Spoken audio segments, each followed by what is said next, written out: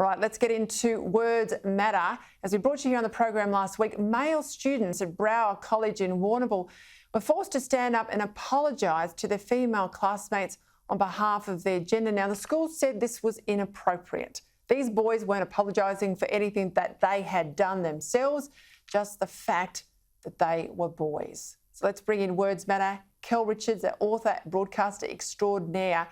This goes back to the whole concept of toxic masculinity, doesn't it, Kel?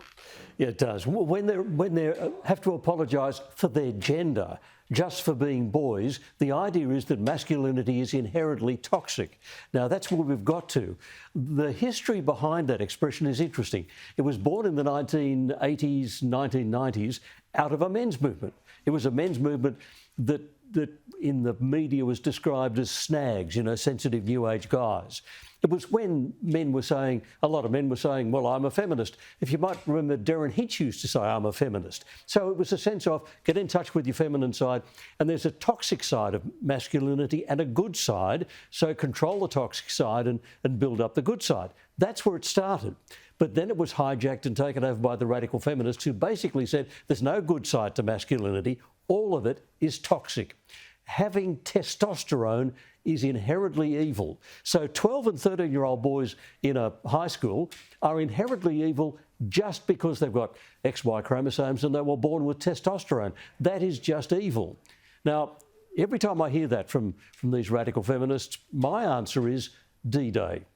On the 6th of June 1944, 132,000 young men charged out of landing barges up the beaches of Normandy into a wall of German machine gun bullets. What will make young men do something as extraordinary as that? And these were, 19, 20-year-olds, a lot of them. What will make them do something as important and extraordinary as that? And the answer is testosterone. So testosterone doesn't just win football, it wins freedom. And these radical feminists who are now complaining that testosterone is evil, they have freedom to say that today because of those courageous young men whose testosterone and adrenaline was pumping like mad, and they captured the beaches of Normandy. 10,000 of them died. So this business of you attack the boys just for being boys is a distortion of the original toxic masculinity expression. And it's terrible for boys. I've got 3 grandsons. For them to grow up in a world in which it is evil just to be boys, just to have testosterone, there is something very wrong with that, Peta. Beautifully said there about D-Day, Kel. Beautifully said about D-Day, because I've been on those beaches in Normandy and I've been on the beaches at Gallipoli too. Yep. And but for those men, we would all be in a very different place tonight. All right, yep. And the masculinity of our dads too. Without that, we wouldn't even be here.